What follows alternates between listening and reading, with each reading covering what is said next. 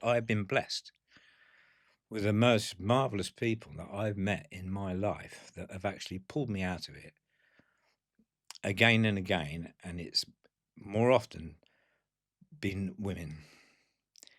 More often, they have actually put me on the straight and narrow. I got to know my father in later years, when he got to his 80s, 70s, 80s, and I got to know him very well, and I loved him dearly. He was a dear, dear man, and I didn't realise that until I got later. Sorry, I feel a bit emotional about that. My father, he's a lovely man, but I taught him to say "I love you." It's not. In the old days, they never used to do it. I taught him that I could say "I love you." Every time he left my house, he used to turn his head to the door, shuffle his feet, smile at us, and say, "Love you. See you later." And it's Wow. great. That's Honestly. amazing. And from that. So anyway, as I said, I left here, And and where did you go I to? ended up homeless. I went to Guernsey first, and then ended up Bristol, and in Nottingham, in Birmingham, and totally homeless. I know the hopelessness of it. I know what it's like to be robbed. I know what it's like to walk a distance, hitching a lift with no bag, nothing, no possessions whatsoever, nothing, not knowing when you're gone or what was going to happen to you. It's just a hopelessness feeling. But I wasn't unhappy in some way. I was okay. I could manage it. Youth is a great help to you when you've got youth on your side, because you've got energy, you've got strength, you've got your looks, you've got everything else. And you know, I was in after 3 years of it, and I can't go into so many scrapes that I got into, because I couldn't. There was too many. But 3 years on the homeless, I I suddenly thought one day, you've got to get out of this, man. You're not going anywhere. You're not. You've got no direction. You don't see the family here. I never saw the family here, and they didn't know where I was. So I went to a train station,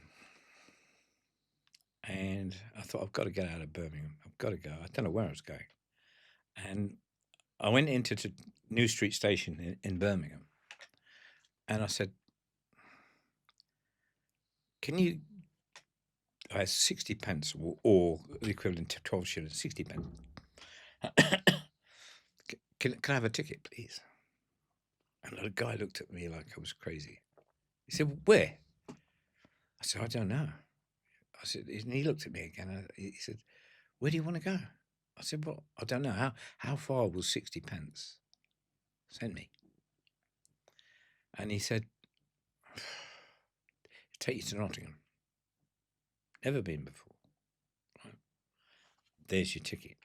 Sold me a ticket and shook his head like I was a nutter. No, I wasn't a nutter. I just needed to go in a different direction. And I got to Nottingham that night, and I remember sleeping out near Sneinton, a place down there. And in the morning, I went down to the square. I was a young man, I remember, in my late teens, and I remember going out the square, and I met some guys down there. I'm Scottish and different guys. And they said, "Where are you living yourself?" I don't know yet. I was going to look for a derelict house, because I usually slept in derelict houses and places like that, because there was lots of boarded up houses in that day, tinned up, lines of them, and I used to just pull the tin off and go and kip in there, amongst other places. And they said, "Well, look, we've got a squat down St Anne's Well Road. Why don't you come and stop there? You can doss on the floor if you like." So I thought, oh, fantastic, that was a good start. So I went to their place, and somebody gave me a sleeping bag. They were so kind to me. They were nice people.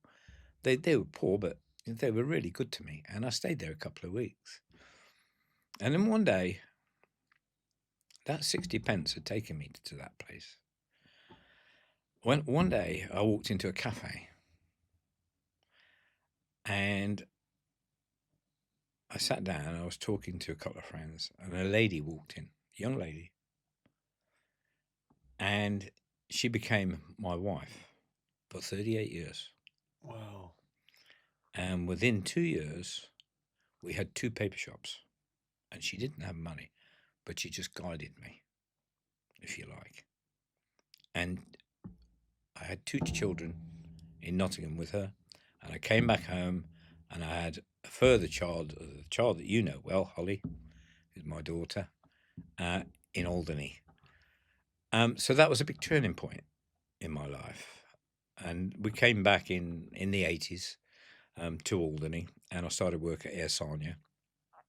And then they went bust, and so I went to Arini, which was probably the happiest job I've ever had. I mean, well, look, before we get on to Aurenia, I want to Yeah. thank you for telling me that story because, yeah, I think, I mean, that's why I love doing this. I never knew any of that, and I can imagine it must have been tough. I spent It was 8 years in Manchester, and the homeless crisis up there is truly difficult.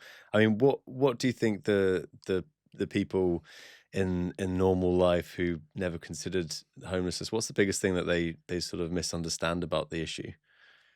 Well, I don't know. I think it was very different in those days. There weren't the places you could go. There wasn't the hostels and things like that.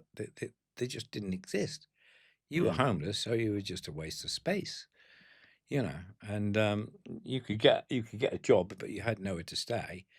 And then it just didn't never work out that way. It didn't. It was like it was a feeling of hopelessness. I felt hopeless for some time and useless. And as I said, it was such a turning point going to Nottingham that day and making that decision. And that actually, it was a ticket man that made that decision for me because he sent me to Nottingham, right? He sent me to Nottingham, right? And that changed my life. Which brings me back to coincidences. You remember the story I was telling about my great-great-grandfather? The sixpence. The sixpence, right? They accused him of stealing sixpence. So he ends up in Alderney because of that row. And I ended up in Alderney because of the 60p ticket that the ticket man sold me, that I didn't know where I was going. And that was, there's a link there. And my life was totally changed, and his life was totally changed, you know.